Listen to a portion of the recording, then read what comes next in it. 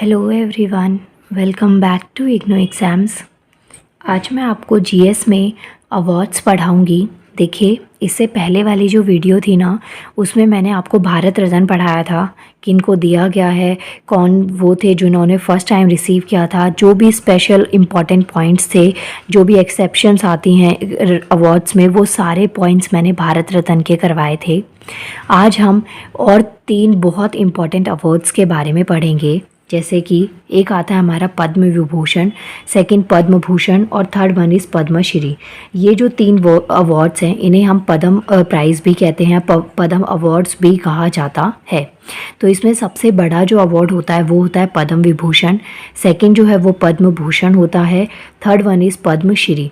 तो ये 3 अवार्ड्स हमारे भारत देश में 26 जनवरी को दिए जाते हैं। मतलब कि अभी जो 26 जनवरी आएगी उसमें ये 3 अवार्ड्स दिए जाएंगे, लेकिन ये जो है ये 2022 में 26 तारीख को किन किन को दिया गया था वो चीज़ मैंने यहाँ पे समझाई है। तो देखिए, टोटल 26 जो पीछे वाली जो साल गया है 2022 का, उसमें 26 जनवरी को जो पद्म प्राइज़ है, ये तीनों अवार्ड्स मिला के टोटल 128 लोगों को ये अवार्ड्स दिए गए थे। यहाँ पे उनका नंबर है, जैसे पद्म विभूषण 4 लोगों को दिया गया था, पद्म भूषण 17 लोगों को और पद्मश्री 107 लोगों को। इन टोटल 128 लोगों को पद्म प्राइज़ मिला था 2022 के अंदर, जनवरी 2022 में। अब 2021 में जो 26 जनवरी थी उसमें कितने लोगों को पद्म प्राइज़ दिया गया था, तो वो थे 119। 2022 में 128 थे और 23 का अभी तक मिला नहीं है, वो 26 जनवरी को मिलेगा, तो उसके बाद में मैं आपको उसका डेटा अपलोड कर दूँगी। अब बात करते हैं 2021 में जो पद्म विभूषण थे वो मिले थे 7 लोगों को, पद्म भूषण जो थे वो 10 लोगों को मिले और पद्मश्री 102 लोगों को दिए गए थे। इन टोटल 119 लोगों को पद्म अवार्ड दिए गए थे 2021 में। और 2022 की बात करें तो ये नंबर था 128। पद्म विभूषण बहुत बड़ा अवार्ड है, इसलिए आप ये याद रख लीजिएगा, क्योंकि 107 नाम तो याद होंगे नहीं और पद्म भूषण में भी कुछ नाम याद हो जाएंगे, लेकिन इसमें सिर्फ 4 हैं और इससे पहले सिर्फ 7 थे, तो ये आपको नाम याद हो जाएंगे, इसलिए इनको आपको याद करना है। नाउ आगे बात करते हैं पद्म विभूषण, क्योंकि 2022 पहला ईयर था इससे, तो उसके क्वेश्चन आने के पूरे चांसेस हैं, जिनके अभी एग्ज़ाम्स हो रहे हैं और जो अभी आगे फैब में या मार्च में एग्ज़ाम होंगे उसमें भी इस क्वेश्चन के आने के बहुत ज़्यादा चांसेस होते हैं। क्यों? क्योंकि ये प्रीवियस ईयर का ही क्वेश्चन है, प्रीवियस ईयर के क्वेश्चंस हैं ये सारे, और अभी 23 के अभी आए नहीं हैं, तो ये आपको पता होना चाहिए। तो अब बात करते हैं पद्म विभूषण। तो यहाँ पे देखिए 2022 में ये 4 लोगों को दिया गया था।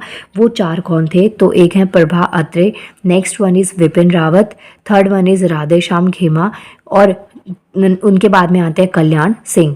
अब इनमें जो ये 3 नाम हैं, विपिन रावत, कल्याण सिंह और राधेश्याम खेमा, ये जो तीनों लोग हैं इनको आफ्टर डेथ ये पद्म विभूषण मिला है, मतलब कि मरणोपरांत मिला है। ये तीनों अब इस दुनिया में नहीं है, तो उनके बाद में, इनके तीनों के मरने के बाद इन तीनों को ये अवार्ड दिया गया है पद्म विभूषण। अब ये जो नाम है प्रभा अत्रे, ये इम्पॉर्टेंट हो जाता है। क्यों? क्योंकि ये इनको अभी ये अवार्ड मिला था 2022 में। जो 4 अवार्ड मिले हैं पद्म विभूषण, उसमें ये एक्सेप्शन है, क्योंकि इन तीनों को मरणोपरांत ये अवार्ड मिला था। तो ये आपको याद रखना है। पद्म विभूषण पूछा जाए 2022 में कितने लोगों को मिला है? 4।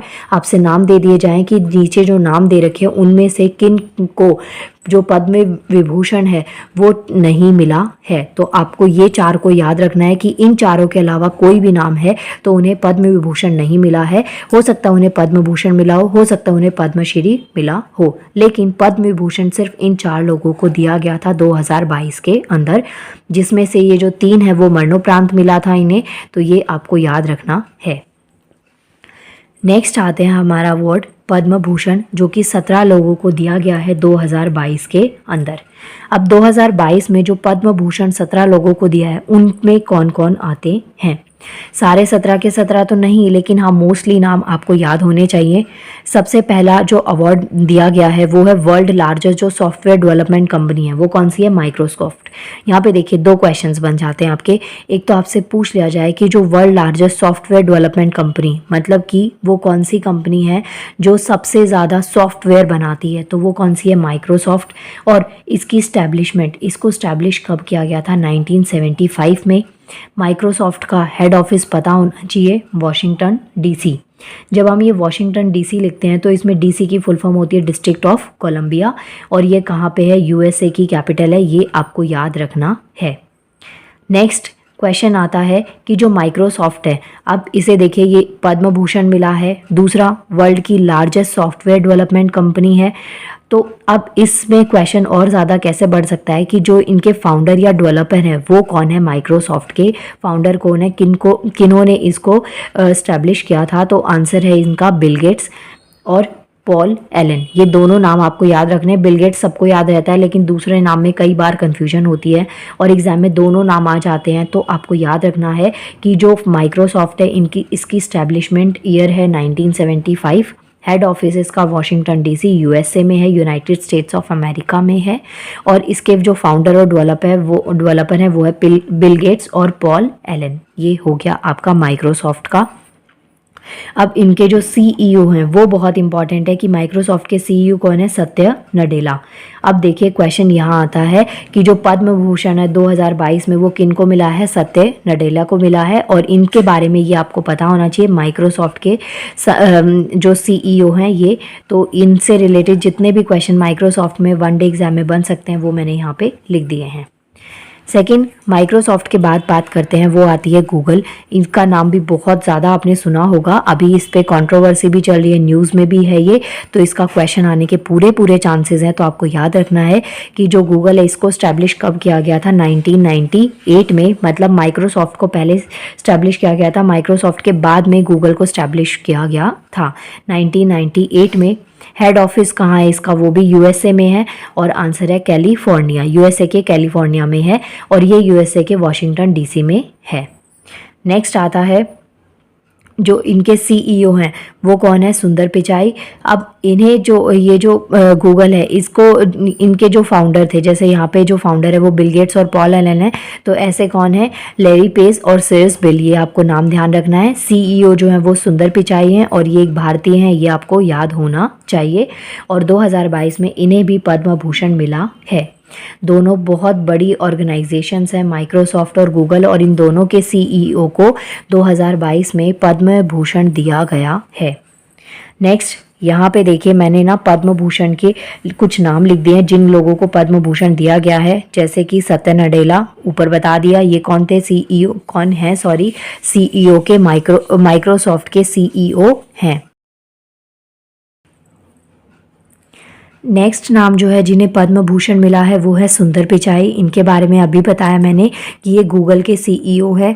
उनके अलावा डॉक्टर राजीव महर्षि, देवानंद साइरस, सुचित्रा एला और कृष्णा एला, गुलाब नबी आज़ाद और बुद्धादेव भट्टाचार्य, तो इन लोगों को भी पद्म भूषण दिया गया है। ये 8 नाम और आपको याद होने चाहिए। ये था हमारा अवार्ड पद्म भूषण। इससे पहले पद्म विभूषण मैंने आपको बता दिया, 4 लोगों को दिया गया है और वो 4 कौन कौन हैं। इसके बाद में नेक्स्ट आता है पद्मश्री। पद्मश्री अवार्ड 2022 में किन को मिला है?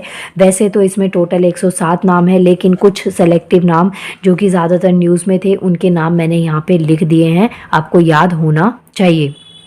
जैसे जो श्री नीरज चोपड़ा थे इनको मिला था, वंदना कटारिया को मिला है, अवनी लहरा को, सोनू निगम, सुमित अंतिल और राघवेंद्र तंवर और ओम प्रकाश गांधी।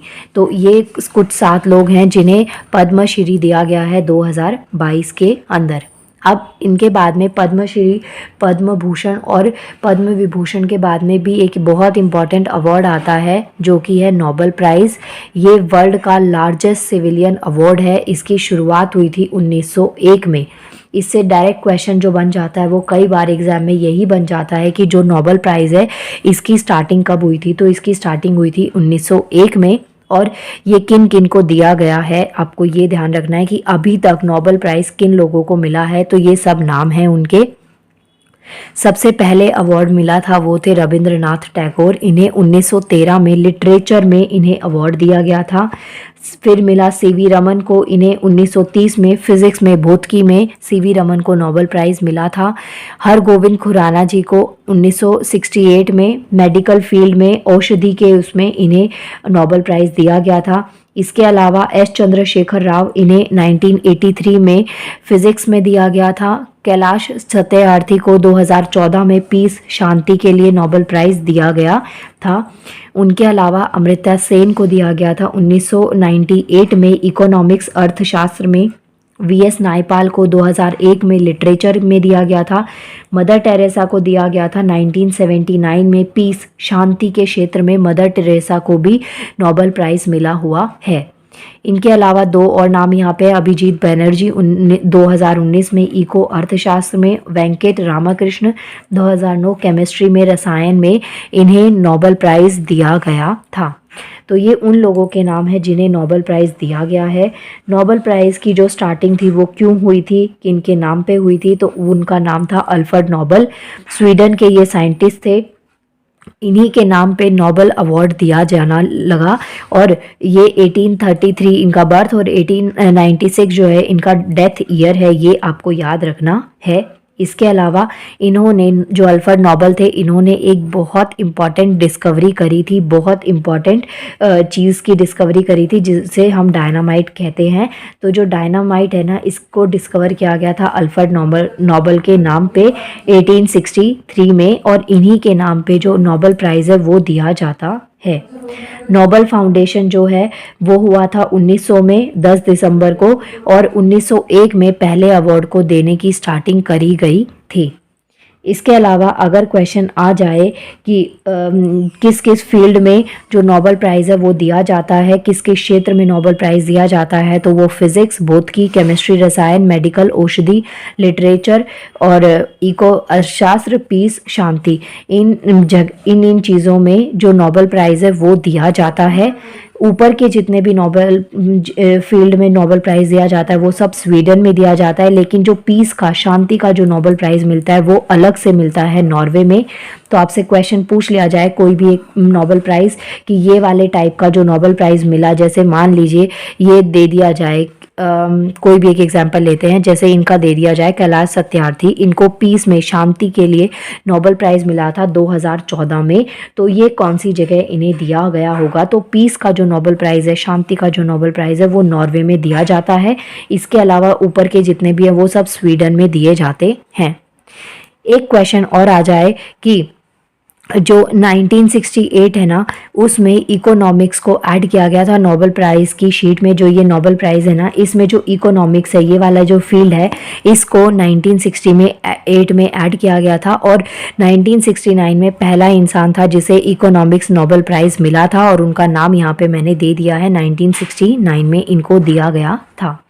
और 10 दिसंबर ये आपको याद रखना है। तो ये है नोबेल प्राइज़ की लिस्ट और ये कुछ इंपॉर्टेंट अवार्ड्स थे। नाउ मिलते हैं नेक्स्ट वीडियो में। Thank you so much.